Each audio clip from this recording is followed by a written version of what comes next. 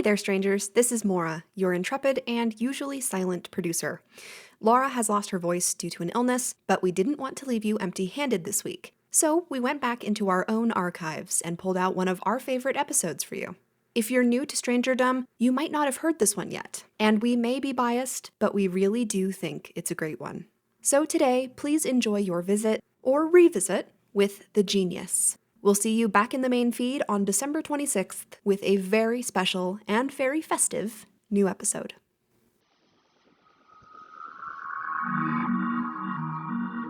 I'm Laurah Norton, and this is One Strange Thing, the show where we search the nation's news archives for stories that can't quite be explained.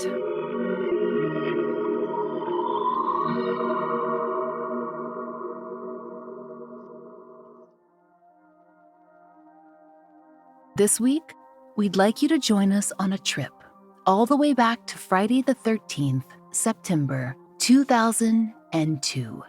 Imagine this. The number one song on the Billboard charts was Avril Lavigne's Complicated. MySpace was still a year away from launching. The number one movie in America was Barbershop, a classic if we do say so ourselves. And strangers, it would be another year before the camera phone really took off in the United States. The world of cryptid hunting would never be the same. Our point here, and yes, we do have one, is that this was a very long time ago. Sorry to break it to you. And according to the subject of today's story, a man named Jason Padgett, who was 31 years old in 2002, he was living in a bit of a time capsule even then. Call it an extended adolescence, maybe, tied up in his teenage years, which took place in the late 1980s. According to the News Tribune, Jason spent his formative years in both Alaska and Washington state, and by the time he was a young adult, he'd settled into a life focused on, well, fun. Cars, girls, parties, you get the idea. Jason would describe himself to numerous news outlets as a workout fiend, and in terms of emotional depth as a mile wide and a millimeter deep. He also, by his own admission, had a very serious mullet. In case your memory fails you, that was not the on-trend aesthetic in 2002. In 2002, Jason was residing in Tacoma, Washington. In a book he'd later co-write, he described himself at the time as having plenty of friends and a hard-won physique. For some reason, he chose to show it off in what he described as his, quote, favorite outfit to go out in, tight jeans, no shirt, and a leather vest. If you are immediately struck by the, Chippendales nature of that ensemble, not to worry. At the time that he wrote his memoir, Jason was also saddened by this sartorial choice. He also mentioned, half shirts, but we don't really have time to get into that. In any case, as his hairstyle might have hinted, Jason Padgett was also an adventurer. According to his own book, he spent his days working at his family's futon store and his nights chasing adrenaline.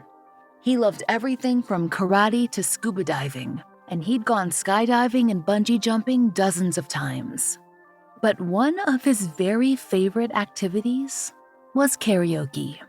Jason liked to gather with his Tacoma friends at various spots around town, and on the night of September 13th, he headed out in his muscle car to meet up and sing some tunes. According to his memoir, he'd memorized at least 20 songs and could belt out Taking Care of Business with the best of them. It should have been a regular night for Jason Padgett, but if it had been, well, we wouldn't be talking about him, would we? According to the Today Show, Jason was leaving the karaoke club that night when he was surprised by an attack, a mugging. He told the host, "I didn't see anything coming. I just heard, more than felt, this thud in the back of my head, and I saw a bright flash of light. The next thing I knew, I was on the ground." Per the Sunday Guardian, Jason put up a good fight. including what he described in his own memoir as a rather soul-destroying crotch grab kind of move, but he was outnumbered. He ended up in the emergency room with a concussion and a bruised kidney. Apparently, per the Chicago Tribune, doctors weren't all that worried about Jason's head injuries. The kidney concerned them more, but they still let him return home that night. In fact, he drove himself. He was battered but alive. He wouldn't find out for years that, according to the Daily Item, one of the karaoke club's bartenders had actually helped to arrange his attack. The employee noticed that Jason was carrying a lot of money and signaled the men who'd attacked him. It hadn't been his first bad experience at a bar, although to be fair, it hadn't been an old-fashioned bar fight either. He'd been in those. This time, he'd been jumped. Jason had just wanted to have a good time, but battered and bruised, he went to sleep, probably wishing that he'd chosen to stay home on that Friday the 13th. It would have been just another night in Jason Padgett's life, albeit a very bad one, except for one strange thing. When Jason Padgett awoke the next morning, he could see math in the air, geometry specifically. Not that he thought of it that way as he blinked away the confusion of the early morning. Jason had never liked math. He didn't know the names for the shapes that he saw, not the advanced descriptions of them anyway, but he knew that he saw them. They were rising up out of everything. According to the News Tribune, Jason remembered, "I watched the water go down the drain. Instead of going down smoothly, it looked like little tangent lines slowly spiraling down. Everything had a slightly pixelated look." As of that morning, he became interested in math, like the probability of the likelihood of his own attack. Jason wrote in his memoir that he could feel his feet vibrating that night, and that he watched the muscle twitches flow across his own hands. A few weeks of this, and he was so concerned that he scheduled an MRI. It came back all clear. And after that, Jason wrote that, slowly, his mind began to, open. He wondered about things that he hadn't before. Shapes, numbers, possibilities, concepts he didn't have the words to explain. He could see how the angles of the world around him fit together, like everything was a perfectly jointed puzzle. But Jason Padgett's new vision came with new problems too. Per the Daily Item, he struggled with severe OCD, something he had not experienced or been diagnosed with prior to the attack, and also a new extreme social anxiety. That was certainly a change for the extrovert who'd loved muscle cars and building his own muscles. Actually, he'd lost interest in those things too. Jason was also worried that he was losing touch with reality. It wasn't until he saw a TV program featuring Daniel Tammet, a famous English essayist and memory champion, that Jason finally gained some insight. You see, Daniel Tammet writes about all kinds of things, like his autism, his love of literature, his own poetry. But it was the discussion of his autobiography, Born on a Blue Day, that changed everything for Jason Padgett. According to the News Tribune, Daniel's appearance on the program that day described his experience with synesthesia, that is, the state of experiencing one sense through another. Per the American Psychological Association, the condition can vary widely. Some of the more common forms have to do with relating colors to sounds, numbers, or words, like Daniel Tammet's Born on a Blue Day. Quote, "Some synesthetes hear, smell, taste, or feel pain and color.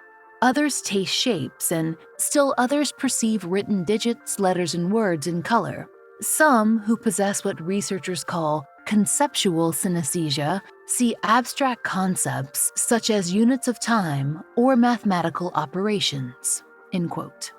The APA's website explains that synesthesia is usually an internal experience happening in the mind's eye. It is very rare for it to occur outside, in the real world, as it did for Jason Padgett. And, apparently, it can be exhausting. Scientists still haven't fully explored synesthesia, but there's a theory that synesthetes' brains are, quote, equipped with more connections between neurons, causing the usual modularity to break down. So, for Jason Padgett, blows to the head and a concussion had done something. Something to trigger a breakdown that gave rise to an entirely new world. For Jason, it was a revelation and a relief. According to his own recollection, now that Daniel Tammet had appeared on the television and articulated Jason's own precise experience, he suddenly understood that he'd gained something. He didn't understand what precisely, but it was a first step. And that wasn't all. There was something else, too. Daniel Tammet had also introduced Jason to a French word, savant. Though it has picked up a negative connotation in English due to some insulting applications by the medical and psychological fields, shocking we know, the actual definition of the word is a highly intelligent or learned person. Daniel Tammet self-identifies as having savant syndrome. This was important information for Jason because, according to the reporter, he would eventually be diagnosed with a related condition, acquired savant syndrome. But that wouldn't come until later, when the world at large had heard of him. Unless you think this diagnosis is fluffy or vague, it's actually rare to get on a clinical level. Live Science spoke to Dr. Britt Brogard, a professor who would eventually scan Jason Padgett's brain. Dr. Brogard explained, acquired savant syndrome is very rare, adding that only 15 to 25 cases have ever been described in medical studies. Now, other articles we found reported as many as 100 cases, but all highlighted that Jason's particular combination of synesthesia and newfound mathematical and artistic ability was practically singular. And listeners, it will probably not shock you to hear that this is not the usual response to a concussion. The Irish Times printed the opinion of clinical neuropsychologist Dr. Simone Carton, who explained, aspects of his presentation are very unusual. For the vast majority of people who sustain a brain injury, for example, following a stroke, a tumor, or a traumatic event, including assault similar to Padgett's, their priority is to walk and talk again and return to life as it was prior to their injury.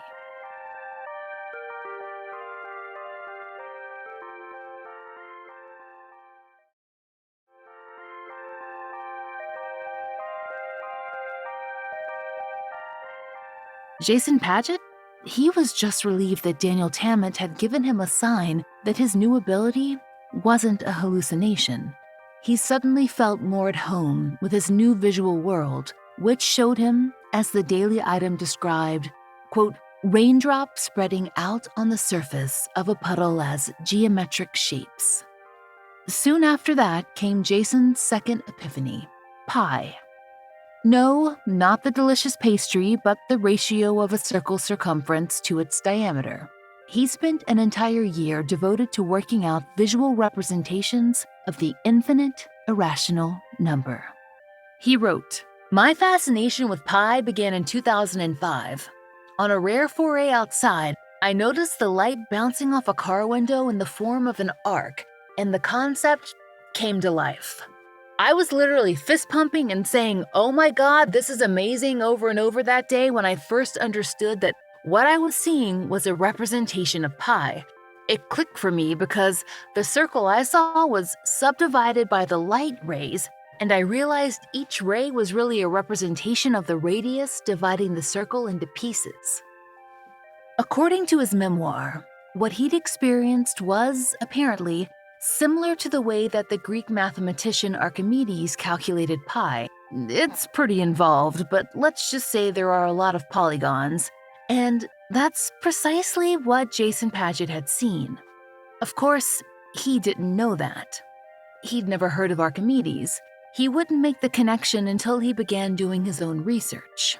He told the reporter, for me, pi was a shape that you could represent with a number, but I didn't know how to calculate it at the time. All I knew was how to draw it. Jason was soon obsessed with pi. Perhaps it was, as he told Life Science, because he'd developed a distaste for the concept of infinity. After all, his new skill set showed him patterns and definitions, the finite, in just about everything.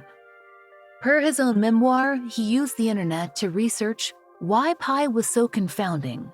Jason wrote, "Part of the trouble is that no one has a way to accurately measure the circumference or area of a perfect circle. Instead, mathematicians have to approximate." He stayed up late at night, not writing out formulas, but drawing incredibly complex patterns, like an architect of refraction. These were his experiments. He was so focused on them that, as Fox KTVI reported, he paid little attention to other things, like his apartment in the attic level of the building, which he rarely left. Part of the roof had fallen in, and he didn't notice when the pigeons, literally, came to roost. Jason might have continued on like that forever, researching pi, studying shapes in the world that only his eyes could see. But as luck or fate or strangeness would have it, he got hungry. In 2006 specifically. Per KTVI, he made a rare trip to a local fast food sandwich shop and sat down with a roast beef sub. As he ate, he drew. And for the first time, but not the last, someone noticed. It happened to be the customer seated beside him, a physics professor. According to the Today Show, Jason remembered, he said, "Hey, I'm a physicist." He goes, "What are you working on there? It looks like you're trying to talk about space-time and the discrete structure of the universe." He goes, "But I've never seen anybody doing it in layman's terms before. Have you ever thought about taking a math class?" Jason also told the Today Show, I knew there was something amazing happening, but at first I remember thinking, I'm seeing what I perceive to be math everywhere. But then I thought, I see somebody that's talking to themselves and they don't know they're crazy. What if I think I'm seeing math everywhere, but then I would draw it and it would make sense? And so then I started making up my own symbols to describe it. And it turns out when I went back to school, I had the symbols that represented the same things. I just made up different symbols than what traditional math does. And so Jason, who wrote in his memoir that he'd repeated his senior year of high school, decided to take a math class. In fact, he took several at Tacoma Community College. Per the News Tribune, at least one instructor found Jason to be a fascinating student. The News Tribune spoke with Professor Tracy Haney, who taught Jason's first college math course, developmental math. Everything I taught him, he got right away. He was seeing things differently. I remember he was interested in fractals and how they work. She told reporters that they didn't proceed into higher level math. They were covering the basics that Jason had missed out on, but that Jason was, quote, unlike any other person that she had ever met. She referred him to a physics professor to discuss some of his ideas, the ones he was able to express in drawings and in discussions, but didn't always have the precise language to describe. And one mainstay interest, something that he wanted to talk about with all his professors, was, of course, his beloved pi. Jason didn't finish college, but that hadn't really been his plan. He just wanted to take more math classes to help him understand the concepts that he saw in the world. Along the way, he married a fellow classmate and kept up his independent studies of the world of math that had, literally, sprung up around him. According to his own memoir, Jason eventually began posting videos online of his artistic representations of math concepts and discussions of his theories. And strangers, that's where things got interesting again. He was discovered by a Psychology Today blogger named Maureen Seabrook. Maureen, also a Cenobite, was fascinated by Jason. She would become the co-author of his memoir and his introduction to the world. That meant talk shows, important people, and of course, learned scholars who were interested in studying Jason Padgett. It wouldn't be long before Jason Padgett was a bit of a star. Suddenly, all those scientists that we mentioned earlier, they were scanning his brain and giving him tests and inviting him to institutes to speak and diagnosing him with acquired savant syndrome and verifying that he was indeed a synesthete. In fact, a number of people were declaring Jason a math genius, a kind of wizard. Soon enough, he'd be recording his thoughts for the world to read, and he got that second MRI along the way. And this time, doctors were studying him, not looking for damage. And they made some interesting discoveries. Per the News Tribune, quote, an MRI showed that his parietal lobe, a part of the brain that cannot normally be accessed by the conscious mind, lit up when Padgett was shown mathematical formulas that gave rise to fractal imagery, but not when shown nonsense formulas. And another interesting thing that researchers found, it was his left brain that became active when he interacted with the real formulas. They postulated that the concussion that had caused Jason's brain injury might have primarily affected the right hemisphere, quote, causing the other side to overcompensate. Even with his strange gift, there are some people who think that Jason Padgett shouldn't qualify as a genius, as in they quibble with the term. Most of the criticism came about after he released his book, Struck by Genius, in 2014. The general critique was that while Jason's drawings are unarguably complex and he has a knack for geometry, his actual formulas were those that someone in advanced high school math might create. A book review published in the Chicago Tribune summarized that criticism rather scathingly. Quote, Padgett's academic career is underwhelming. He completed a few semesters of community college, where instructors took a kind interest in his drawings and his attempts to calculate pi in different ways. Does it really take an innate mathematical genius to think about pi and spend a lot of time at a desk with a pencil and a ruler? The issue seemed to be the shapes that Jason Padgett drew were amazing, and he could certainly see the world in a new and complex way. But without the high-level math skills of, say, a professor, was he a mathematical whiz? He could create a circle using only right angles, but there was no Goodwill Hunting scene. Why wasn't Jason Padgett scrawling answers to unsolvable problems across a board where no one else had been able to solve them? There was no question that something in his brain had been unlocked. The scans had proved that. But should that qualify him as an actual genius? Technically, he hadn't actually produced the answer to anything. After all, by his own admission to the News Tribune, he needed a calculator to do any kind of complex equation, just like the rest of us would. But that is the thing. Jason Padgett was suddenly moving in the world of shapes. Geometry, related obviously, but not contained to something so simple as 3.14, etc., etc. He never offered himself up as a human math computation machine. Is that the only skill we can recognize as genius? Maybe we've just forgotten how creative math can be, how, dare we say it, fun? After all, Jason Padgett told the News Tribune that he wouldn't go back in time to get his muscle car and his muscles back, to trade in his new anxiety and his distinct lack of extroversion if he'd have to give up what he has now. He told reporters, "It's so good, I can't even describe it." Really, how do we, the big we, all of us, measure genius? Is it the ability to complete a task with more skill and alacrity than the rest of the population? Is it something that can be measured on scale, with tests scored and transmitted to the world, a society to be joined? Or is it something more intangible, a vision that touches a special few and allows them to see, feel, sense more than the rest of us? Something we can't reach, but only admire.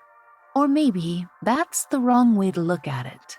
Perhaps genius shouldn't be seen as a lofty height that few can reach, but rather a state of more, a turning on of the lights inside of all of us, a potential waiting to happen. Maybe it takes an extreme for us to access, a lightning strike, a blow, but maybe not.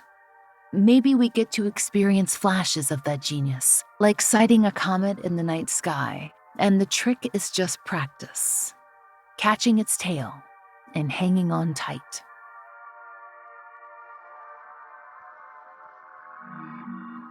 We hope you'll join us next time for another real-life story from the fine print of America's local papers, from the lives of regular people, just like you and me, except for one strange thing. Oh, and strangers. One Strange Thing is an entirely independent production. To support the show and hear more of the entirely true and enticingly peculiar, join us over on Patreon. There you'll get ad-free early releases of our regular episodes, full-length bonus episodes, blogs, and monthly live streams, all for $5 a month. We hope you'll check it out. There's a link in our show notes.